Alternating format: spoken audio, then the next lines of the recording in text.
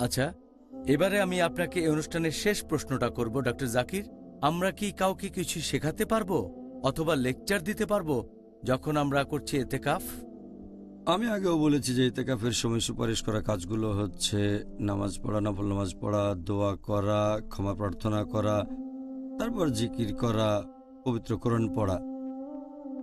তাহলে এই কাজগুলোই করা উচিত। তবে কেউ যদি কিছু শিখতে চায়, বিশেষ করে ইসলাম ধর্মের ব্যাপারে, তখন শেখালে কোনো সমস্যা নেই। অথবা একটা লেকচার দিলেন আপনি, অথবা কাউকে কিছু শেখালেন ইসলাম ধর্মের বিভিন্ন নিয়ম কানুন, এর অনুমতি আছে, কারণ আপনি শেখাচ্ছেন কিভাবে আল্লাহ তাআলার কাছাকাছি যাওয়া যায়। জাযাকাল্লাহ খায়ের ডক্টর জাকির। আমরা আজকের অনুষ্ঠানের শেষ পর্যায়ে চলে এসেছি। আপনাকে অনেক ধন্যবাদ। আল্লাহ তাআলা যেন পুরস্কৃত করেন আপনাকে, আমাকে আর আমাদের দর্শকদেরকে ইতিকাফ করার উপর এই অনুষ্ঠানটা দেখার জন্য। জাযাকাল্লাহ খায়ের।